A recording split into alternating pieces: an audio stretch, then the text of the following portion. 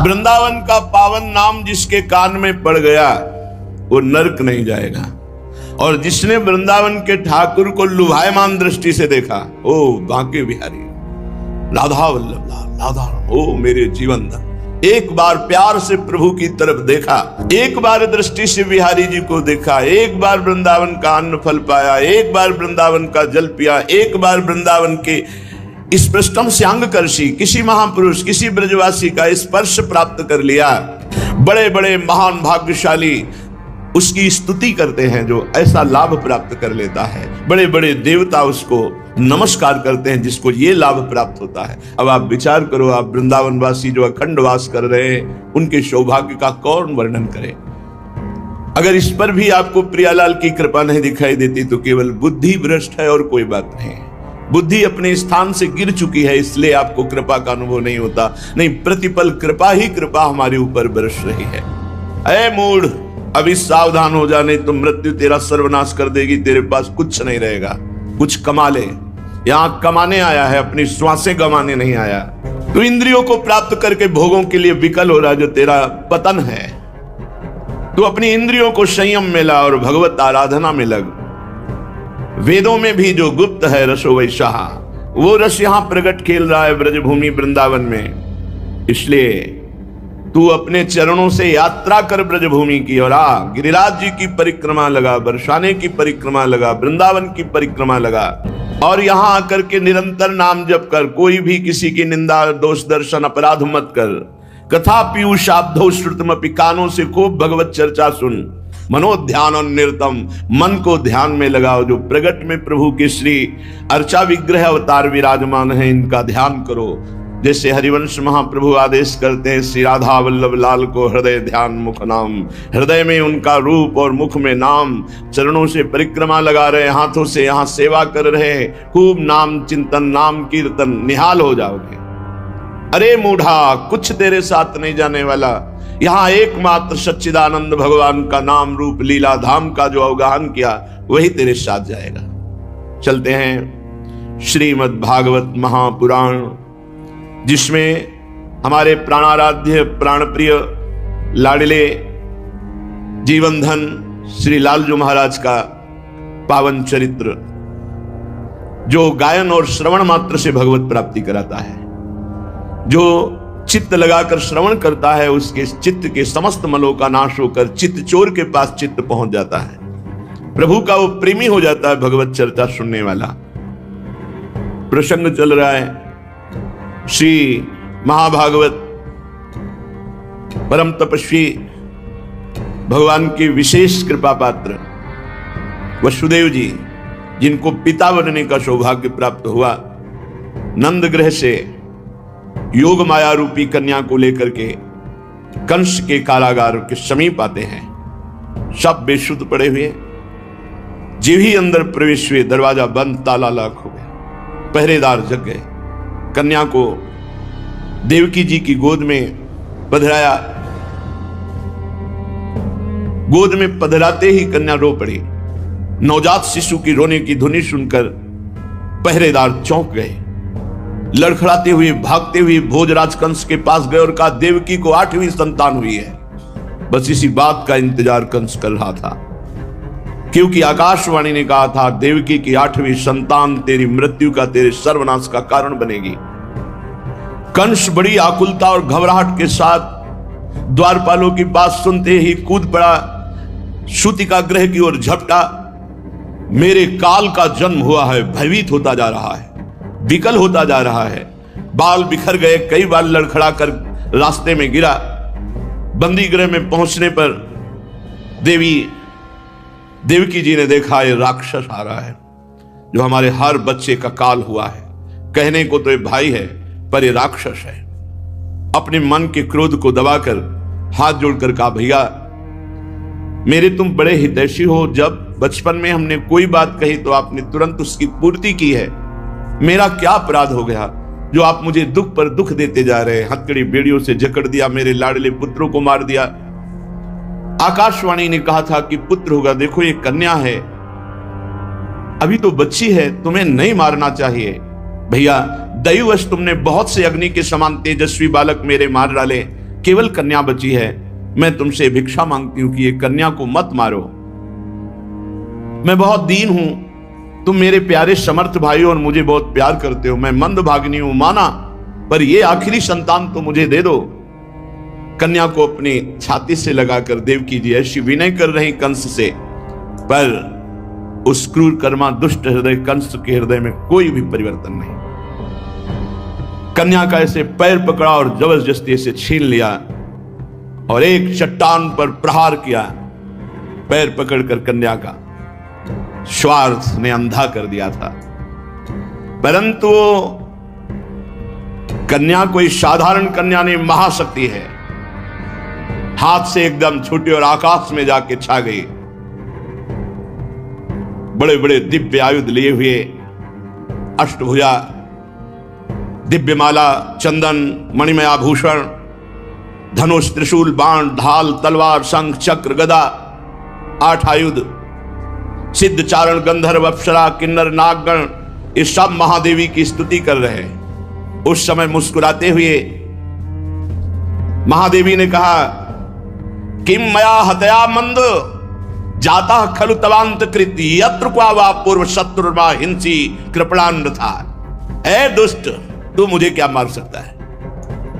तेरे पूर्व जन्म का शत्रु तुझे मारने के लिए पैदा हो चुका है। तू निर्दोष बालकों की हत्या करता है। और एक क्षण में देवी अंतर ध्यान हो गई। कंस देवी की बात सुनकर आश्चर्य में पड़ गया। 8वां पुत्र होना था, कन्या हुई और ये देवी कह रही तेरे मारने वाला कहीं पैदा होगा, और आकाशवाणी ने कहा था मेरे मारने वाला देवकी के गर्भ से पैदा होगा। बुद्धि काम नहीं कर रही। फिर तो मैंने अपने बहन वही देवकी वसुदेव जी को व्यर्थ में कष्ट दिया। जब मारने वाला कहीं और पैदा हो गया तो वसुदेव जी के सामने घुटने पे हो गया, हथकड़ी बेड़ी सब कटवा दी और कहा, बहनोई जी, बहन, मैं बड़ा पापी हूं। मैं अपने स्वार्थ में अंधा होकर आपके बच्चों को मार डाला। मुझे बहुत खेद है। मैं इतना दुष्ट हूं कि करुणा का तो मेरे में लेश ही नहीं है। मैं कैसे बताऊं कि मैं कैसा कठोर हृदय का हूं। ये कभी कभी दुष्ट आत्मा भी धर्मात्मा का नाटक करने लगते हैं। ये नाटक कर रहा है, कोई दया नहीं, कोई शुद्धि बुद्धि की नहीं हुई, ये केवल नाटक कर रहा है। मैं दुष्ट हूं, मैं पापी हूं, मैं कठोर हूं, मुझे भले नरक जाना पड़े, पर तुम मुझे क्षमा कर दो। पर मुझे यह समझ में नहीं आता कि विधाता कैसे झूठ बोलता है। आकाशवाणी ने कहा था देवकी की गर्भ में पैदा होगा मेरे मारने वाला, वो तो पैदा हो गया, गोकुल पहुंच गया। मुझे विश्वास नहीं हो रहा कि सत्य है क्या। तुम दोनों महात्मा हो, मुझे क्षमा करो, तुम्हें मैंने पुत्र शोक दिया, ऐसा मानो कि तुम्हारे ही कर्म का फल था। बड़ा ज्ञान बघार रहा है। कौन कहू कि सुख दुख करदाता, निज कृत कर्म भोग सुन भ्राता। तुम्हारे ही कर्मों का फल था जो तुम्हारे पुत्रों को मारने के लिए मुझे निमित्त बनाया गया। देखो वसुदेव जी, मिट्टी के बने हुए पदार्थ जो बनते हैं वो बिगड़ते भी हैं। हाँ, शरीर बनता बिगड़ता है और जीवात्मा तो अजर अमर है। कितना सुंदर ज्ञान बघार रहा है कंस। ऐसे ज्यादातर ज्ञान सबके है, पर उसका प्रयोग वसुदेव जी, जो लोग तत्व ज्ञानी नहीं है ना, वो शरीर को आत्मा मान बैठते हैं और शरीर के सुख दुख को अपना सुख दुख मान लेते हैं। शरीर का आना जाना, जन्म मृत्यु अपना मान लेते हैं। जो तत्व ज्ञानी नहीं, ये तत्व ज्ञानी है। बड़ा ज्ञान है लोगों में, उपदेश करने में बहुत कुशल लोग मिलेंगे, लेकिन अपने मन को चेला बना ले ऐसा कोई बिरला योगी होगा जो अपने मन को उपदेश दे करके सही रास्ते पे चलावे। वही उपदेष्टा, वही गुरु। प्रभु के चरणारविंद की तरफ अपनी वृत्ति को ले जाने की कोशिश कीजिए। उस व्यक्ति से ऐसे कठोर वचन बोल दिए जाते हैं जो हृदय को चुभते रहते हैं। बाहर का डंडा लगा है, पिटाई हुई तो 2-4 दिन में ठीक हो जाएगा। ये हजारों दोषों की पंक्तियां यहां हैं। कोई कह दे हम निर्दोष हैं, हमें लगता है कि यही सबसे बड़ा दोष है। नहीं तो अंदर देखा जाए ना, तो क्रम क्रम से धीरे धीरे निर्दोष हुआ जा रहा है। क्रोध वेग सह गए तो वाणी और मन और शरीर के द्वारा जो हिंसा का वेग है उससे बच जाएंगे। फिर कह रहे हैं उदर वेगम, उदर वेग भूख। और आपको सच्ची कहते हैं कि कई कई दिन भोजन न मिलने पर भी शरीर में गंगा जल के कारण कभी कमी महसूस नहीं। जब पेट में भरपेट भोजन ही नहीं है ना, तो और कुछ चिंतन ही नहीं रहा। यौवन अवस्था, जवानी ऐसे भगवान ने काटी है कि याद ही नहीं रहा कि संसार का कोई सुख होता है।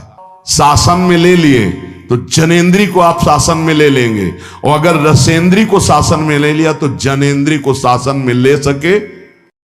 कुत्सितवाद, वाचो वेगम, वाणी के वेग को शासन में लीजिए, और मनशाह, मनोवेगम, मन का वेग आता है।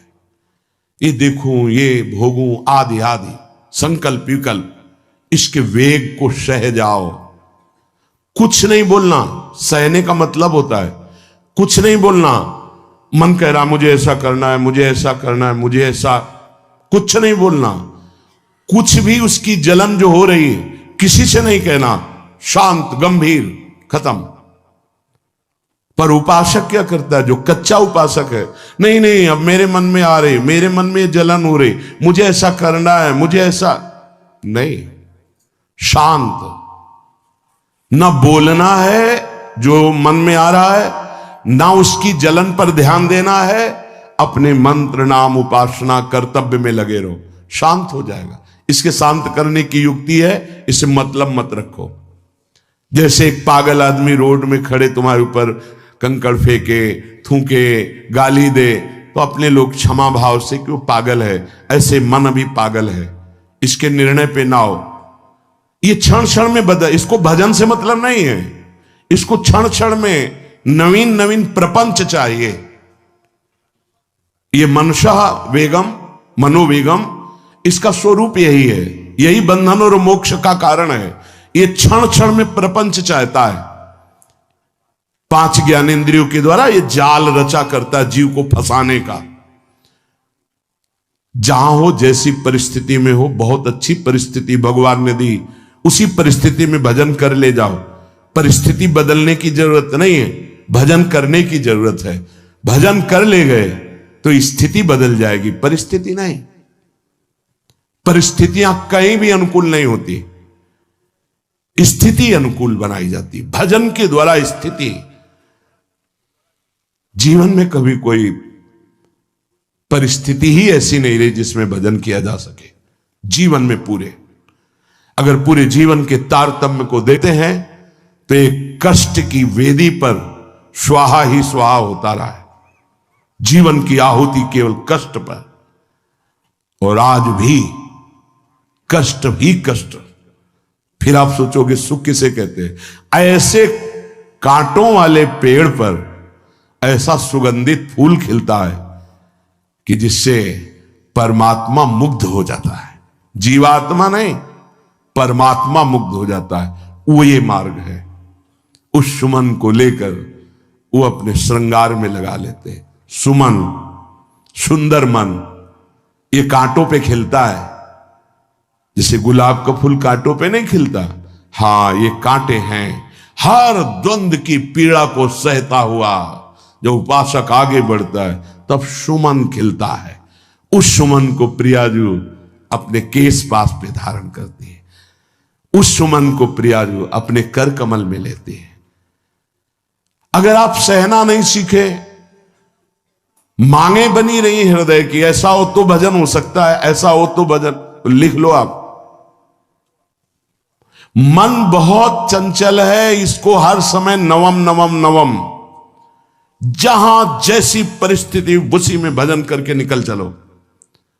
गृहस्थ में हो, विरक्त में हो, गांव में हो, शहर में हो, जहां जैसी परिस्थिति, परिस्थिति बदलने की कोशिश मत करो, स्थिति बदलने की कोशिश करो। जिनको लगता है परिस्थिति बदल जाएगी तो भजन होने लगेगा, नहीं। भजन होने लगेगा तो किसी भी परिस्थिति में भजन होने लगेगा। भजन नहीं तो किसी भी परिस्थिति में नहीं होगा, पक्का समझ लीजिए।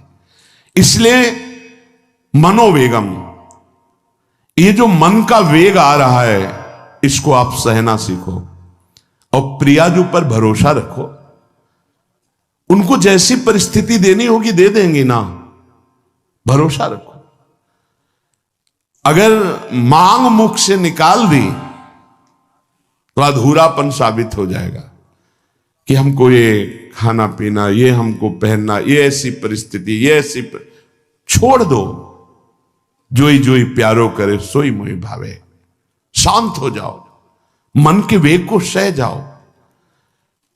क्रोध वेगम, महाप्रभु कह रहे कुत्सितवाद विकार ही।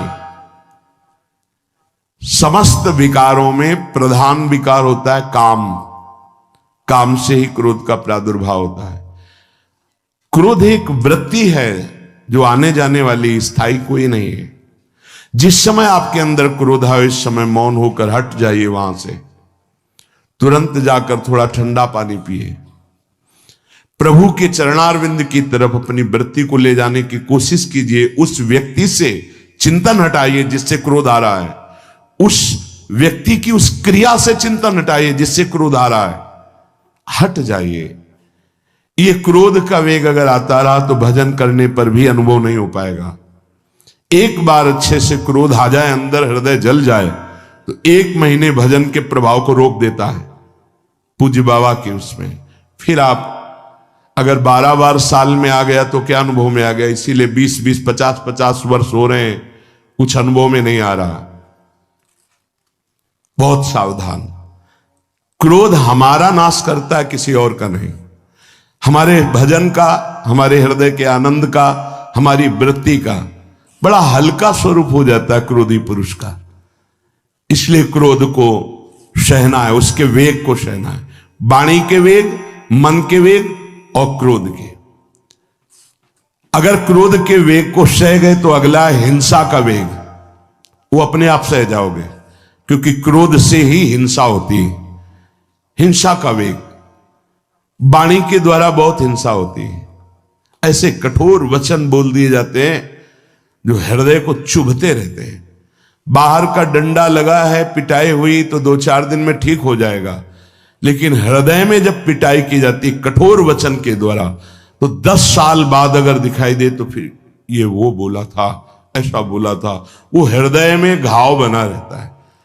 वाणी का हिंसात्मक स्वरूप प्रायः क्रोधी जनों में ही पाया जाता है।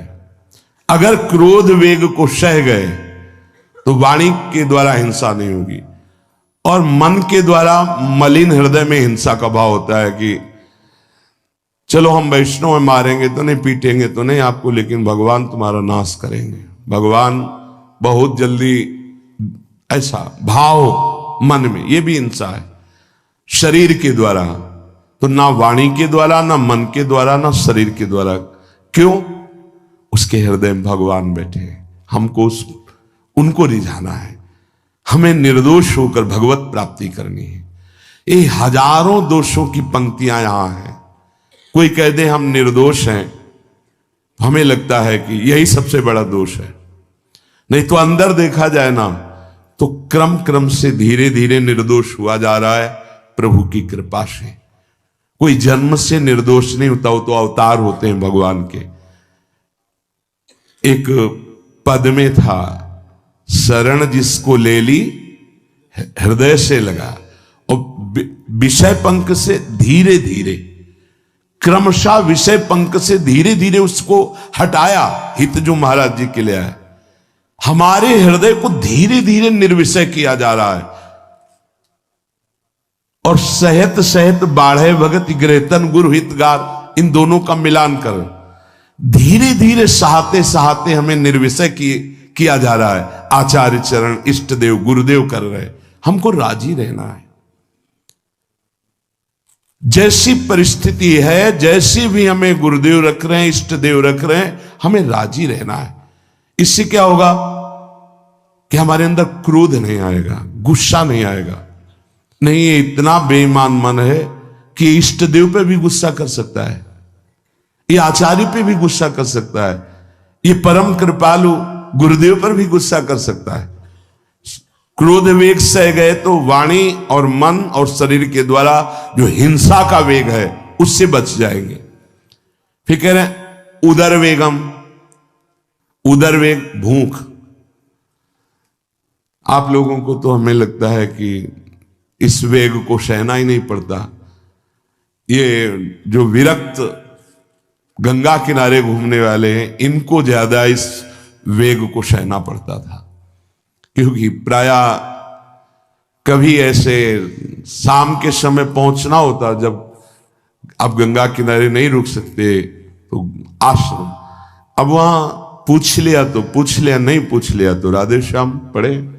अगर कोई मंदिर मिल गया तो हम आश्रम आदि कोई खोजना ही नहीं, गांव में तो जाना ही नहीं है, क्योंकि नवीन अवस्था में कभी गांव में भिक्षा भी नहीं मांगी, आकाश वृत्ति का ही आश्रय लिया जो शास्त्र सम्मत। गांव में कभी पूरे जीवन में किसी गांव में किसी एक रात्रि किसी घर में कभी शयन नहीं। गांव के किनारे मंदिर मिला या कोई आश्रम संत जनों का, वहां भूख के वेग को जो सह जाए तो भजन में बहुत रुचि हो जाती, क्योंकि भजन से चित्त हटेगा तो भूख व्याकुल करेगी, और उसकी व्याकुलता से बचना है तो भजन में लगना पड़ेगा।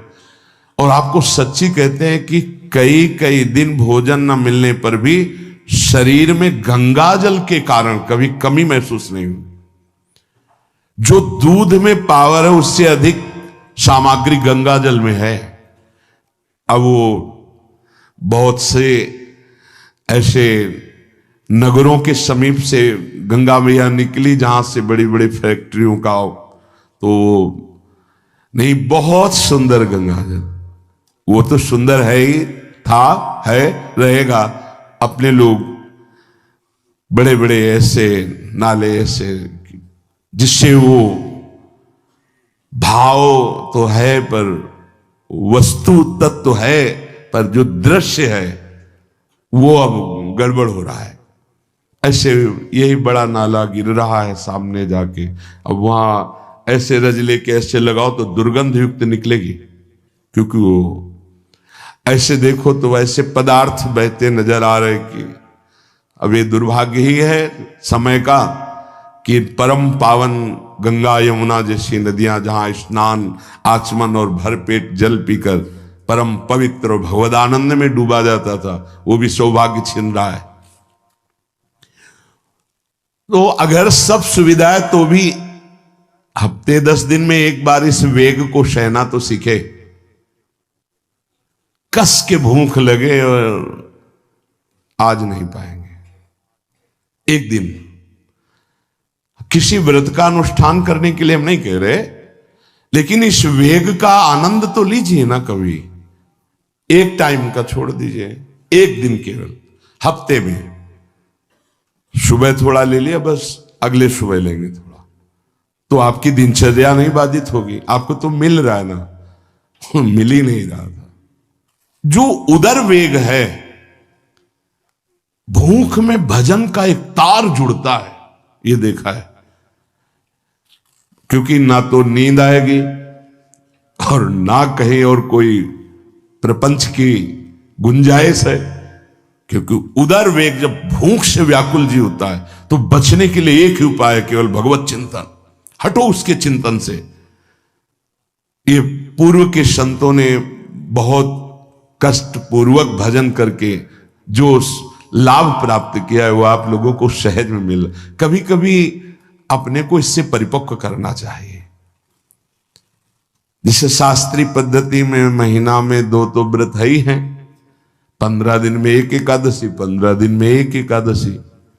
वो इसीलिए रखा गया है सार्वजनिक रूप से कि वो संयम को ना कर पाए तो 15 दिन में एक दिन संयम पूर्वक पवित्र भजन। अपने लोग जानबूझकर हफ्ते में एक टाइम छोड़ दें या एक दिन कभी ऐसे, तो उदर वेग को सहते हुए भजन। उदर वेग देख लो, उदर वेग को सहने के लिए तो अगला जो बात कह रहे हैं वो अपने आप सह जाओगे। जैसे क्रोध वेग को सह गए तो हिंसा वेग पर आप शासन कर लेंगे, ऐसे उदर वेग को सह गए तो उपस्थ वेग को सह जाएंगे। उपस्थ वेग कहते हैं जनेन्द्री के कामोपभोग को।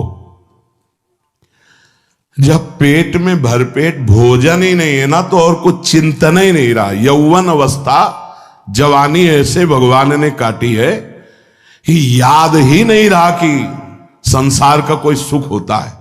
वह एक लक्ष्य ब्रह्माकार वृत्ति कैसे कैसे तत्वबोध हो, बस कठिन से कठिन जहां वैराग्य की भूमिका वहां कूद जाना, उसी में स्थिति में आने की कोशिश करना, देह राग का त्याग करना, ये युद्ध चल रहा था। बड़ी कृपा है। उपस्थ वेग, इसका जनेन्द्रीय का वेग आता है। जो स्कूल में आदतें जिनकी गंदी हो गई बच्चों की, फिर आगे वो संयम में, उनको बहुत बाधा है। कई ऐसी क्रियाओं से वो जानकारियां रख लेते हैं कि जो अपना सर्वनाश करने के लिए पर्याप्त है। उपस्थ का जब वेग आए तो सहने की सामर्थ्य उसी की आएगी जो उदर वेग को सह जाता है, पक्का। किसी उपासक को देखा बहुत शरीर कृश हो रहा है, तो पूछा क्यों, भोजन क्यों नहीं करते, आप ऐसे कैसे हो रहे, पहले तो आप ऐसे नहीं थे, आप तो पहले बहुत स्वस्थ थे, फिर क्यों, का ऐसे नहीं, बताइए क्या, ज्यादा आवश्यकता नहीं है, जीने के लिए बस प्राण पोषण के लिए डाल लेते हैं, क्योंकि जो शांति चाहिए वो तो इतने से ही मिलेगी ना। बहुत सुंदर, बहुत प्रसन्नता है, ठीक है, ठीक चल रहे हो आप, पर इतना पाते रहो कि सीढ़ियां चढ़ उतर ले, इतना पाते रहो कि आपका शरीर काम करे। वो कहा हृदय में बहुत प्रसन्नता है, बहुत सुंदर। संयम में अपने आप को ले आना ये महात्मा का लक्षण होता है, चाहे स्त्री शरीर हो चाहे पुरुष शरीर हो। धन्याति धन्य, आप अपने आप को कस दीजिए, यही तो राग त्यागना ही। जो जवानी में अपने आप को जला दिया वो बुढ़ापे में चमकता है, ध्यान रखना। जो जवानी में उद्दंडता में समय व्यतीत किया वो बुढ़ापे में गंधाता है, ये भी ध्यान रखना। गंधाता, वो अंदर जो दुर्गंध के पौधे थे ना, वो सब दुर्गंध फैलाते हैं। पूज्य श्री पंडित गया प्रसाद जी महाराज जी ने कहा, गृहस्थी में होते हुए भी 40 और 45 के बीच में काम विजयी हो जाना चाहिए, नहीं तो जीवन बिल्कुल बर्बाद हो जाएगा। जो कुछ गृहस्थ धर्म की सेवा है 40-45 के बीच तक हो जाए, मतलब 20 से 25 से ब्याह हुआ आपका, 40-45 तक लड़का बच्चा, इसके बाद अखंड ब्रह्मचर्य धारण कर लो। 40-45 से संयम में हो जाओ तो तुम्हारा जीवन सार्थक हो जाएगा। पूज्य पंडित गया प्रसाद जी महाराज, बहुत जरूरी है उपस्थ जनेन्द्रीय के वेग को सहना। पर हर वेग अपने आप में बहुत कठिन है, पर एक दूसरे से इसका तारतम्य है। यदि उदर वेग रसेंद्री को आप शासन में ले लिए तो जनेन्द्री को आप शासन में ले लेंगे, और अगर रसेंद्री को शासन में ले लिया तो जनेन्द्री को शासन में ले सके असंभव, पक्का।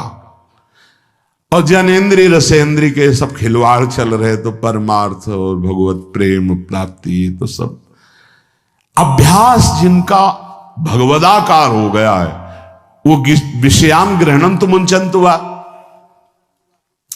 जब इंद्रियों पर शासन बाबा ने अपने किया तो 24 घंटे में एक कवल पाते थे, एक कवल, आश्चर्य होता है। ऐसे सामने दाल रोटी सान ली गई और एक कवल जितना, बाबा सिद्धासन पद्मासन का से। और जब भगवदानंद ब्रह्मानंद में 70 घरों में एक दिन में भिक्षा में जाते थे, एक दिन भिक्षा। अब वहां गए तो एक कवल तो पाया ना, तो 70 कवल हो गए। विषयान ग्रहणंतु मुंचन्तु वा, कोई फर्क नहीं। पर हम क्या होता है कि स्थिति होती नहीं तो सिद्धों की नकल करने लगते नहीं। पहले हम साधक हैं, पहले हमारी इन वेगों पर विजय प्राप्त करने की वृत्ति आनी चाहिए। वाणी का वेग, मन का वेग, क्रोध का वेग, हिंसा का वेग, उदर का वेग और जनेन्द्री का वेग, एतान वेगान सहते यस्तु विद्वान, वही शास्त्रों के रहस्य को जानने वाला परमार्थी है जो इतने वेगों को सह जाए। निंदा चास्य हृदयम नोपहन्यात्, इसके बाद जब उसकी निंदा हो तो उस पर कोई फर्क नहीं पड़ना चाहिए। इसके बाद जो इन सब वेगों को सह गया, अब उसकी निंदा हो रही, कोई निंदा कर रहा है तो उसको आनंद पूर्वक सह जाए। ऐसा क्यों कहा? इसके बाद अगर दोष है, निंदा हो रही, तब तो संभालना ही, ये गलती हो गई आपसे। जब आप दोष रहित है फिर निंदा हो रही, तो आनंद पूर्वक आपको उसका विरोध नहीं करना, सहना है। क्योंकि ये सहना बिल्कुल भगवत साक्षात्कार के नजदीक ले जाएगा। देखो, अपमान, निंदा, तिरस्कार, असलियत में हम कैसे साधक हैं, इन्हीं के द्वारा परिचय होता है। पूज्य स्वामी श्री अनंग बोधाश्रम स्वामी जी महाराज बड़े महापुरुष थे, जिनको स्वयं करपात्री जी महाराज मूर्तिमान ब्रह्म कह के साष्टांग दंडवत करते, दिगंबर रहते थे, नंग धड़ंग, केवल गंगा के ही तट पे। वो महीने 2 महीने में और कहीं नहीं जाते थे। एक बड़े वकील साहब थे, वो भिक्षुकों को रोटी दाल ऐसे रोज बंटवाते थे, उनकी पंक्ति में लगने जाते थे। महीने 2 महीने में एक बार पंक्ति में लगते थे जाके, नंग धड़ंग, अवधूत वेश, जटाएं, और जरूर ऐसी चेष्टा करते थे जिससे उनको धक्का मुक्की लगा दी जाए। तो एक दिन गए, लाइन में खड़े हुए, फिर 2 लोगों को क्रॉस करके आगे लाइन में, फिर आगे लाइन, तो जो नौकर डंडा लिए खड़े थे, उनका तुम्हें बार बार मना किया, 1-2 डंडे लगे, फिर आगे जाके खड़े हो, तो धक्का मारा, पीछे किया। और ऐसा ये महीने 2 महीने में वहां सहने जाते थे। अचानक उस दिन वकील निकले, उन्होंने देखा, अरे स्वामी अनंग बोधास, बस पता है तुम्हें कौन? साष्टांग दंड, उस दिन से जाना बंद कर दिया।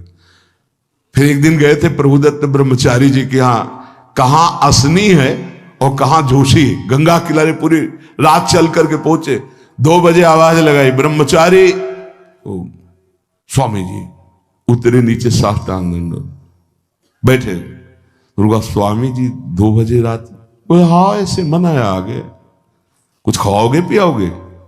स्वामी जी, और वो भी परमहंस ब्रह्मचारी जी, बहुत संयमी महापुरुष, प्रभुदत्त ब्रह्मचारी। टीन में कुछ आटा रखा, तो बोले स्वामी जी कहो तो रोटी बना दे। बोले हाँ बनाओ। रोटी और नमक ऐसे पाए, जितना टीन में आटा था सब पागल, जो 2-4 किलो जो भी। तो बोले स्वामी जी आटा तो खत्म हो गया। बोले हाँ, भोजन का स्वाद तो साधु ही जानता है। फिर उठे, झूसी से असनी फिर पैदा। हे संतों की मौत, अपमान, तिरस्कार, क्षुधा, हर वेग, ये हमारी कसौटी है। परमार्थ का पथिक चाहे जिस मार्ग का हो। देखो सुदामा जी गृहस्थ मार्ग के कितने उच्च कोटि के, नरसिंह मेहता गृहस्थ मार्ग में कितने उच्च कोटि के। एक कभी तो सौभाग्य ऐसा प्रभु देते जब कोई हमारी निंदा करता है, ये सौभाग्य है, हमें सहने का सौभाग्य मिलता है।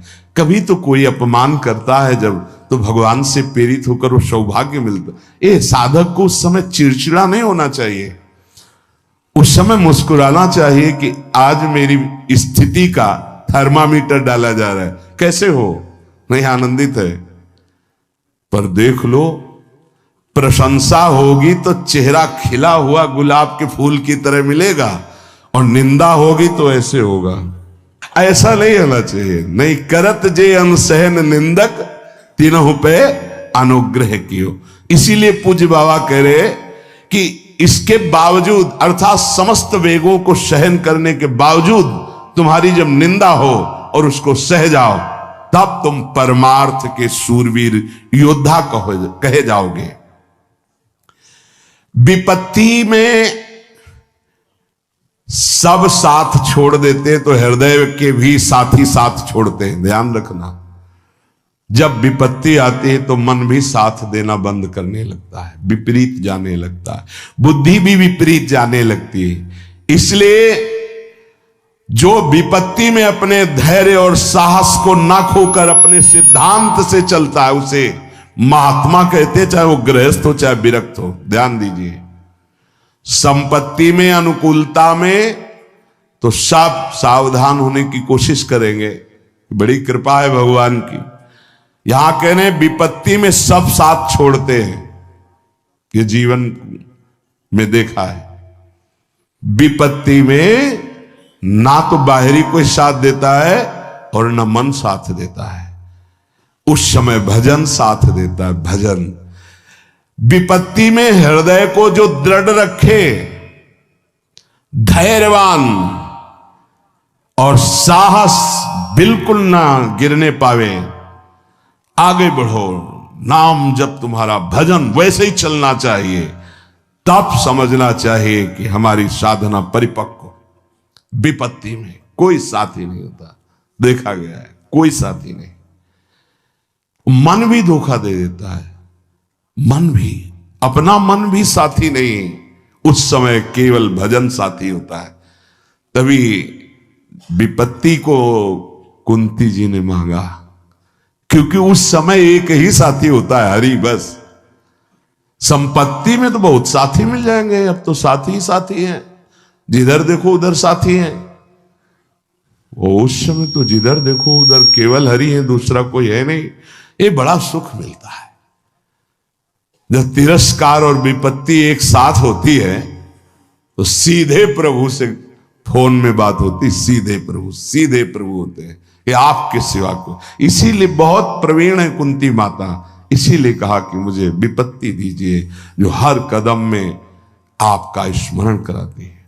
अच्छा, प्रभु जब कृपा करते हैं तो ऐसी विपत्ति देते हैं कि अंतिम श्वास तक वो बनी ही रहती है, अंतिम श्वास तक बनी रहती है। हर कदम पर जैसे गार्ड रखा जाता है ना, सावधान, यहां से ऐसे ऐसे ऐसे हर समय विपत्ति महारानी सावधान, तुम्हारा जीवन कभी भी नष्ट हो सकता है, किसी भी क्षण नष्ट हो सकता है, इसलिए हर समय लक्ष्य पे रखो अपनी दृष्टि, प्रिया प्रीतम पे। ये कृपा होती। तो उपासक को जब विपत्ति मिले, सब साथ छोड़ दें, मन भी ना लगे, तब धैर्य और साहस दोनों को सुरक्षित रखते हुए साधना में। मित्रों, आशा करता हूं कि यह धार्मिक शिक्षाप्रद कथा आप लोगों को अवश्य पसंद आई होगी।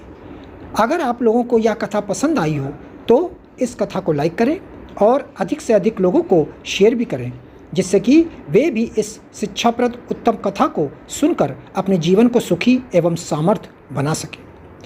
मित्रों, अगर अभी तक आप लोगों ने हमारे चैनल को सब्सक्राइब नहीं किया है तो तुरंत सब्सक्राइब कर लें, जिससे कि नोटिफिकेशन के माध्यम से आप लोगों को हमारे नए नए वीडियोस, शिक्षाप्रद कथाएं तुरंत प्राप्त हो सके और आप उसको सुन करके अपने जीवन को सुखी बना सकें।